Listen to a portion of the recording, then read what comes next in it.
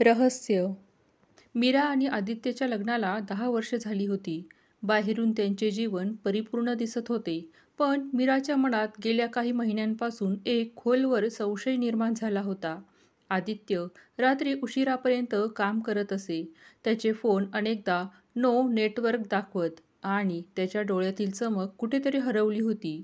त्याने एका अज्ञात प्रोजेक्ट गुडविलसाठी सततचे दौरे सुरू केले होते, ज्याबद्दल तो कधीच स्पष्ट बोलत नसे. मीराला खात्री पटली होती की आदित्य तिच्यापासून काहीतरी लपवत आहे आणि ते काहीतरी खूप मोठे होते. तिने त्याच्या नकळत त्याच्या लॅपटॉपमधील फाईल्स तपासल्या, जुने बँक स्टेटमेंट्स पाहिले आणि त्याच्या संभाषणाचे तुकडे जोडण्याचा प्रयत्न केला. प्रत्येक वेळी तिला अपूर्ण आणि गोंधळात टाकणारी माहिती मिळत होती. प्रोजेक्ट गुडविल नावाच्या एका मोठ्या कारस्थानाच्या जाळ्यात तिचा नवरा अडकला आहे, असा तिचा ठाम समज झाला होता. हे कारस्थान आदित्यला तिच्यापासून दूर नेत आहे याची तिला भीती वाटू लागली. एके दिवशी तिला आदित्यच्या डायरीत एक कोडवर्ड आढळला. 28 नोव्हेंबर, अंतिम लक्ष्य. त्यासोबत एका दूरच्या शांत रिसॉर्टचा पत्ता होता. हे अंतिम लक्ष्य काय आहे आणि 28 नोव्हेंबरला काय होणार? मीराच्या मनात भीती आणि कुतूहल यांचा कल्लोळ माजला. मीराने लगेच एका खाजगी गुप्तहेराशी संपर्क साधला, पण तिच्या मनातल्या कारस्थानाची कल्पना त्याला दिली नाही. तिने त्याला फक्त आदित्यच्या प्रत्येक हालचालीवर लक्ष ठेवण्यास सांगितले. पुढील काही दिवस मीरा स्वतःही गुप्तपणे आदित्यचा पाठलाग करत होती. एका दुपारी आदित्यने कामाच्या निमित्ताने लवकर निघून गेला. मीरा त्याच्या मागून गेली. आदित्य एका महागड्या ज्वेलरी शॉपमध्ये गेला आणि त्याने बराच वेळ घालवला. मीराला वाटले, हा नक्कीच प्रोजेक्ट गुडविलसाठी पैसे मिळवण्याचा किंवा खर्च करण्याचा काहीतरी भाग आहे. बाहेर आल्यावर त्याने एका साध्या मध्यमवयीय बाईला एक लहान पार्सल दिले. मीराला वाटले, ही बाई नक्कीच त्याच्या कारस्थानातील एक एजंट असावी. तिने जेव्हा गुप्तहेराचा रिपोर्ट तपासला तेव्हा त्यातही अनेक गूढ गोष्टी होत्या. आदित्यने काही कागदपत्रांवर सह्या केल्या. त्याने अनेक अज्ञात नंबरवर कॉल केले. त्याने एका मोठ्या पार्टीच्या आयोजकांशी गुप्तपणे भेट घेतली. मीराच्या मनात आदित्यच्या गूढ कारस्थानाबद्दलचा संशय वाढतच गेला. तिला वाटले की आदित्य तिच्यापासून दूर जात आहे आणि तिला धोका देत आहे. 28 नोव्हेंबर जवळ येत होता. मीराने रिसॉर्टचा पत्ता काढला आणि आदित्यने तिच्यासाठी तिकीट बुक केले आहे की नाही हे तपासले. पण तिथे मीराच्या नावाने कोणतेही बुकिंग नव्हते. आता मीराची खात्री पटली. आदित्य तिला न सांगता कुठल्या तरी मोठ्या आणि गूढ अंतिम लक्ष्यासाठी एकट्याने त्या रिसॉर्टवर जात आहे. मीराने त्याला याबद्दल थेट विचारण्याचे टाळले. तिला वाटले तो खोटं बोलू शकतो. त्याऐवजी तिने स्वतःच त्या रिसॉर्टवर जाण्याचा निर्णय घेतला, तोही त्याला न सांगता. 28 नोव्हेंबरच्या एक दिवस आधी मीराने आदित्यला मित्रांच्या घरी जात आहे असं खोटं सांगितलं आणि चुपचाप त्याच रिसॉर्टच्या दुसऱ्या विंगमध्ये रूम बुक केली. रात्री तिने आदित्यच्या रूमच्या दिशेने पाहिलं. तिथे आतमध्ये गडद अंधार होता. याचा अर्थ तो आधीच तेथे पोहोचला होता, पण त्याने अजूनही तिला कळवलं नव्हतं. मीराचे हृदय धडधडत होते. उद्या अंतिम लक्ष्य पूर्ण होणार आणि तिला आता सत्य शोधायचं होतं. तिने ठरवलं होतं की 28 नोव्हेंबरच्या पहाटे ती आदित्यच्या रूममध्ये जाऊन या सगळ्यांचा सोक्षमोक्ष लावेल. 28 नोव्हेंबरची सकाळ. मीरा हळूच आदित्यच्या रूमच्या दिशेने गेली. तिच्या हातात तिची खोलीची चावी होती, पण तिला कशाचा तरी धक्का बसला. त्याच्या रूमच्या दरवाजाला कुलूप नव्हतं. ती हळूच आत सरकली. आतमध्ये तिला दिसलं की खोली खूप सुंदरपणे सजवलेली आहे.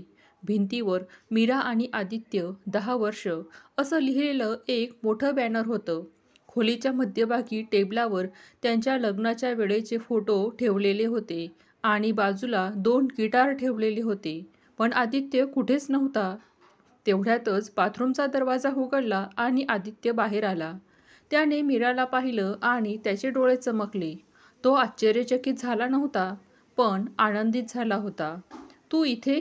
मला वाटलं तू उद्यापर्यंत माझ्यावर विश्वास ठेवशील. तो हसला. मीरा गोंधळली. अरे, हे काय आहे? प्रोजेक्ट गुडविल काय आहे? हे अंतिम लक्ष्य काय होतं? तू मला का सांगितलं नाहीस? तिने त्याच्यावर प्रश्नांची सरबत्ती केली. आदित्य हसला. बस बस, हे तर माझं गूढ कारस्थान होतं. प्रिये, हे सगळं तुझ्यासाठी होतं. आदित्यने तिला मिठी मारली आणि सगळं स्पष्ट केलं. मीरा, गेल्या 6 महिन्यांपासून तू सतत कामात आणि जबाबदाऱ्यांमध्ये गुंतलेली होतीस. आपल्या नात्यातील स्पार्क कुठेतरी हरवला आहे असं मला वाटू लागलं. म्हणून मी हे प्रोजेक्ट गुडविल नावाचं एक गूढ कारस्थान रचलं. त्याने सांगितलं की प्रोजेक्ट गुडविल म्हणजे त्यांच्या लग्नाची 10वी वाढदिवस अस्मरणीय बनवण्याची एक गुप्त योजना होती. तो घरी एका जुना खराब झालेला फोन घेऊन जायचा, ज्यावर तो जुन्या मित्रांशी आणि रिसॉर्टच्या मॅनेजरशी बोलत असे. तो उशिरापर्यंत त्यांच्या जुन्या अल्बममधून आणि रेकॉर्डिंगमधून गुडविलसाठी गाणी तयार करत असे. त्याने तिच्या आवडत्या डिझायनरकडून कस्टम मेड नेकलेस बनवला होता आणि ती मध्यमवयी बाई त्यांची जुनी गिटार शिक्षिका होती, जी त्याला त्यांच्या लग्नाच्या रिसेप्शनसाठी तयार केलेल्या गाण्यांची पुन्हा पुन्हा तयारी करून देत होती. पार्सलमध्ये तिने नवीन म्युझिक नोट्स दिल्या होत्या. हे त्यांच्या लग्नाच्या रिंगझिग्सचे ठिकाण होते, जिथे तो तिला घेऊन जाणार होता आणि अंतिम लक्ष्य म्हणजे त्यांच्या आयुष्यात पुन्हा प्रेम आणि उत्साह आणणे. आदित्यने तिची डायरीतील नोंदी, गुप्तहेरचा पाठलाग आणि तिचं स्वतः रिसॉर्टवर येणं या सगळ्यांसाठी तयारी केली होती. तो जाणून-बुजून संशयास्पद वागत होता, जेणेकरून मीराला कारस्थानाचा सुगावा लागावा आणि तिचं कुतूहल शिगेला पोहोचावं. मीराच्या डोळ्यात आनंद अश्रू होते. तिने आदित्यला घट्ट मिठी मारली. तिला समजले होते की तिचा नवरा तिला धोका देत नव्हता, तर तो त्यांच्या नात्याला एक सुंदर सरप्राईज देण्यासाठी एवढं मोठं नाटक करत होता. तिच्या मनात निर्माण झालेला संशय हाच तर त्यांच्या कारस्थानाचा महत्त्वाचा भाग होता. तुझ्यावरचा माझा विश्वास तुटणार नाही, याची मला खात्री होती. तू माझ्यावर इतकं प्रेम करतेस की तू सत्य शोधायला इथे नक्की येशील आणि हेच माझ्या कारस्थानाचं यश आहे, आदित्य म्हणाला. त्या दिवशी त्यांनी 10 वर्षांपूर्वी ज्या गाण्यावर डान्स केला होता तीच गाणी पुन्हा गायली. जुन्या आठवणींना उजाळा दिला. रिसॉर्टच्या शांत वातावरणात त्या दोघांनीही पुन्हा एकदा एकमेकांवरच्या प्रेमाची शपथ घेतली. त्या क्षणी मीराला जाणवले की संशयापेक्षा विश्वासाने जगणं किती सुंदर आहे. मीरा आणि आदित्यसाठी तो वाढदिवस केवळ साजरा करण्याचा दिवस नव्हता, तर त्यांच्या नात्याला नव्याने ओळखण्याचा आणि अधिक घट्ट करण्याचा क्षण होता. घरी परतल्यावर त्यांच्यातलं नातं पूर्णपणे बदललं होतं. आदित्यचे गूढ कारस्थान यशस्वी झाले होते. त्याने संशयाच्या माध्यमातून मीराला आपल्या प्रेमाची खोली आणि त्यांच्या नात्याचे महत्त्व पटवून दिले होते. प्रोजेक्ट गुडविल हे केवळ एक निमित्त होते, ज्यामुळे मीराला जाणवलं होतं की तिचा नवरा तिच्यासाठी किती प्रयत्न करतो.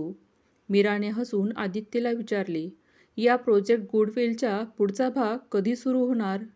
आदित्यने मिश्किलपणे उत्तर दिलं, त्याचा कोडवर्ड खूपच लवकर तुझ्या डायरीत सापडेल मिसेस. कारण एक यशस्वी गूढ कारस्थानानंतर दुसरं शुभ्र रहस्य लवकरच सुरू होतं आणि त्यांच्या आयुष्यातील तो गूढ कारस्थानाचा अध्याय कायमचाच गोड आठवण म्हणून बनून राहिला. व्हिडिओमधील कथा आवडली असेल तर प्लीज लाईक करा, शेअर करा, सबस्क्राईब करा. धन्यवाद.